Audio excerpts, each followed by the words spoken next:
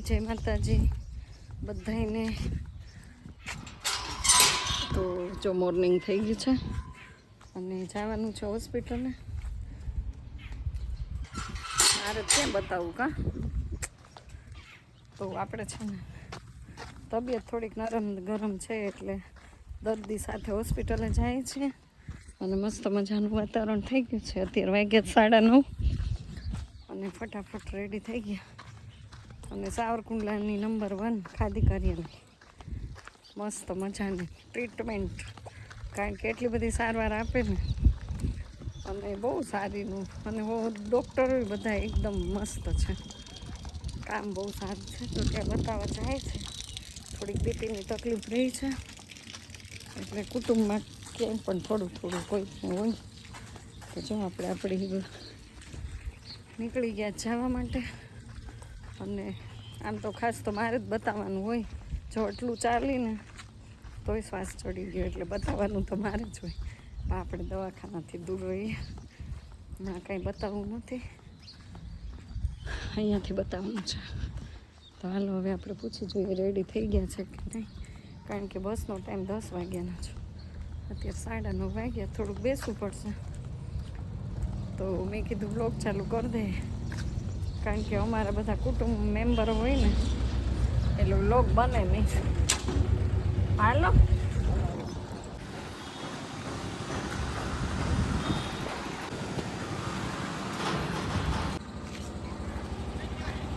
તો ગાઈઝ હવે આપણે જો આવી ગયા છે અહીંયા.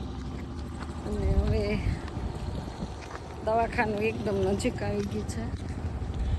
તો બહુ બસમાં ગળદી હતી ને તો કાંઈ વિડીયો વિતરો નહીં. તો શોર્ટકટ રસ્તો આપણે અપનાવ્યો જો ખાદી કાર્યાલયમાં જવા માટેનો. રેલવે સ્ટેશનથી સીધા પગથિયા ઉતરી ગયા અને પહોંચી ગયા આપણે દવાખાને.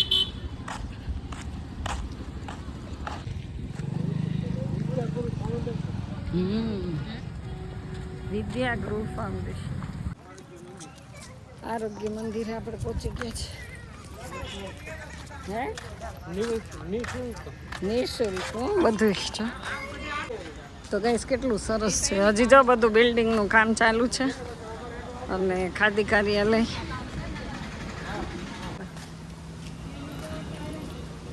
જો કેટલું સરસ જાસૂદ મસ્ત બિલ્ડિંગ છે. ભરોસો તો મસ્ત હોસ્પિટલ છે હો ગાઈસ.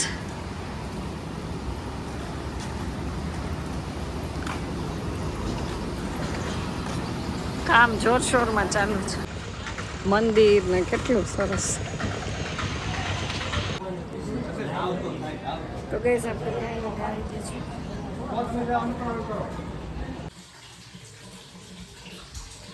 તો ગાઈસ ગુડ મોર્નિંગ થઈ ગયું છે ને આપણે ભરી લઈએ છીએ ઓળો, કારણ કે સવારમાં પહેલાં છે ને પાણીનું જ કામ કરવું પડે. અને જો જસું આવી ગયા. કોણે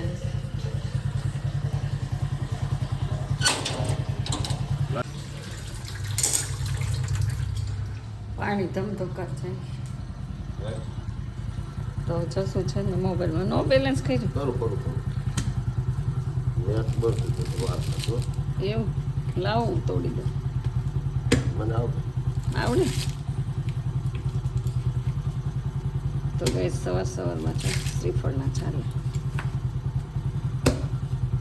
હજી તો 9 વાગ્યા ને તડકો એટલો બધો થઈ ગયો છે, જાણે બપોરના 12 વાગ્યા. ઓન ધ સ્પોટ ઘર કે સામે કચરા. તો જો આમાં શાકભાજી ચીકુ પડ્યા છે. આ બધું ખાલી કરવાનું જ છે. શું શું છે એ તો ગુવાર છે. ઓહો હો એમાં કીડ્યું તો જો ધોવું પડશે. અને પેલામાં એ ગુવાર જ છે. બોલો બહુ કીડીઓ આવી ગઈ. અને દેખો શ્રીફળ કા ઝાલા. તો આપણે છે ને નેટ પૂરું થઈ ગયું છે. જીઓમાં 3 મહિનાનું કરવાનું છે. એટલે કેટલાનું થાય? 899 થાય. કેટલાનું થાય? 899 રૂપિયા એવું છે. જો આવું કરવાનું છે. તમે 899 રોકડ આપો તો એ થશે. નહીં તો 899 નહીં થાય. આ 905 રૂપિયા થાય કમિશન, બીજું 5 રૂપિયા કંપની લે. એ કોઈ દી લીધું કમિશન કપડાં ધોવાનું, જમવાનું, રસોઈનું, કામનું, કચરા પોતાનું? તો રહેવા જો. કોઈ દિવસ મેં કીધું માફ કરું, ભાગે કરું. તો 3 મહિનાના 899માં કચરા પોતા, કપડાં, વાસણ, 3 ટાઈમ રસોઈ, ડેલી સર્વિસ મળે. જોજો આગે કેટલા કપાણા? 904 રૂપિયા છે. કેમ એટલા બધા હા, કપાય? તે ટેક્સ લે. એવું હોય STD. તો ગેસ કૂતરું જો 904 રૂપિયા લાવો. એને કેટલી મજા આવે. 904 રૂપિયા 904 રૂપિયા. વાપસ લાવ્યો.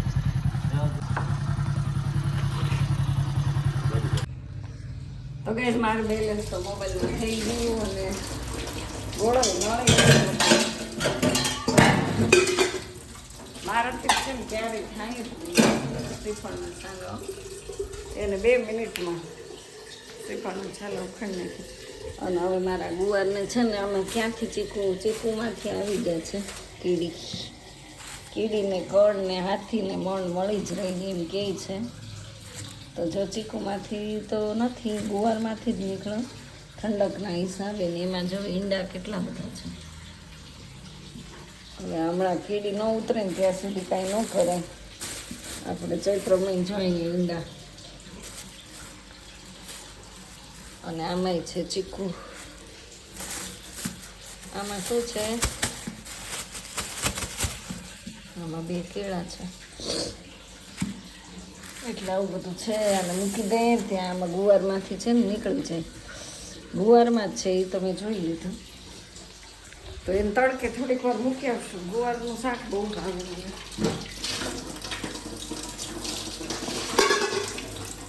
હાલો આપણો ગોળો સરસ ભરાઈ ગયો. અમે છે ને ફિલ્ટરવાળું પાણી પીતા જ નથી.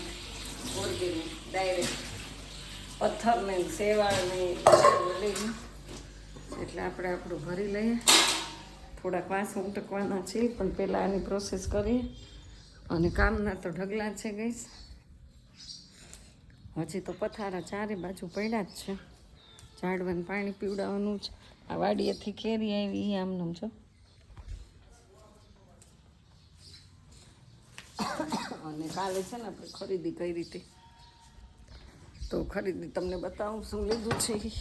હે જો ક્રિશભાઈ માટે એડિડાસ સ્લીપર છે ને મસ્ત 1 નંબર.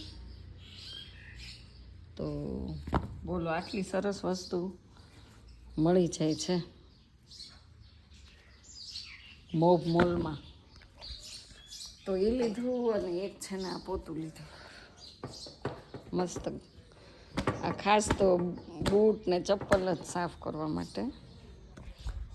અને બીજું શું લીધું? આ તો ઓળસીને મુખવાસ મારું છે, લીધું નથી. આમાં શું લીધું તું? જો આમાં એક ટુવાલ લીધો કાલે. તો આને ધોઈ નાખવાનું જ છે. ધોઈ નાખીએ ને એટલે પછી વાપરવાનું ચાલુ થઈ જાય. તો આપણે કપડાં બોળી દેવાના છે. અને આજ તો પગ ન મૂકાય ને એટલી ધૂળ છે ઘરમાં. પણ પહેલાં મેં કીધું બધું ઘરનું કામ કરી નાખું ને અંદરનું, પછી બહારનું કરું. પાણી તો હજી આવશે. અને ક્રિશભાઈ તો હવે છે ને કોલેજે વયા ગયા છે. તો એ કાંઈ ઘરે હોય નહીં. અને હું મારું મિશન સંભાળી લઉં. કારણ કે વિડીયો બનાવવાનો શોખ ને વિડીયો બને નહીં. અને આ રૂમમાં જો અંધકાર બેકાર. तो इसमें बिजली नहीं है. तो कैसे इसमें बिजली नहीं है. इस कमरे में बिजली नहीं है क्योंकि ये है हमारा स्टोर रूम.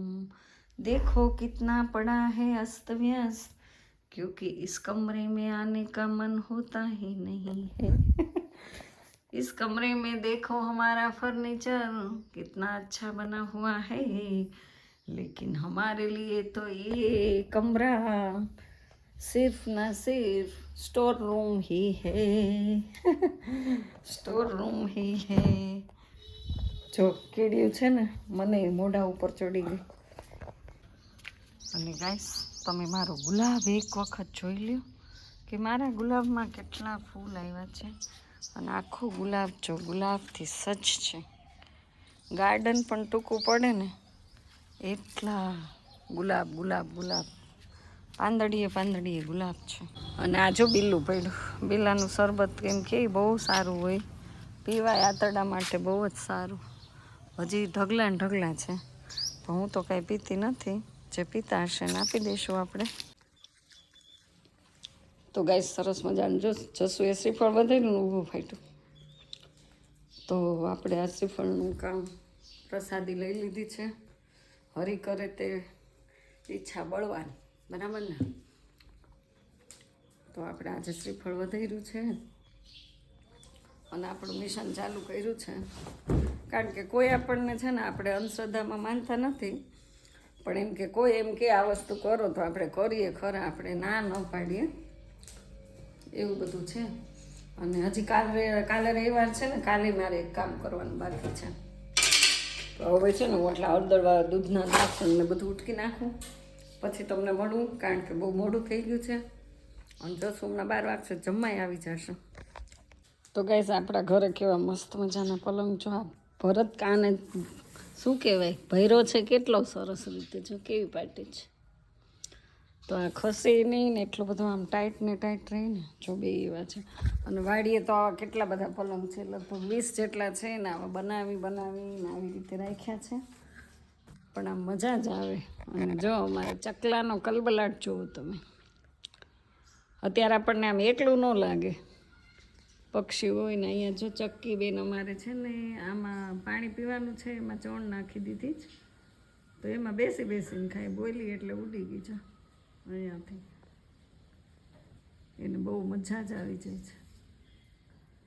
ઉનાળામાં છે ને ઝાડવા કપાય નહીં, ખરેખર તો રાખવા જ જોઈએ ઠંડક માટે. અને અત્યારે જો મોરલો બોલે છે એટલે 1 વાગ્યો હશે કદાચ, ઘડિયાળમાં જોયું નથી, 1 જ વાગ્યો છે. જમવાનું બાકી છે ને જશું હજી આવ્યા નથી, તો હવે રાહ જોઈએ છીએ, આવે પછી જમી લઈ. જમવામાં શું બનાવ્યું છે ખબર છે? જમવામાં બનાવ્યું છે તુરિયાનું શાક, બાજરાના રોટલા, ગુંદા અને કેરી અલગથી, આચાર બાળી, એટલે એવું બધું બનાવ્યું છે. અને છાશ છે, બહુ ભૂખ છે નહીં.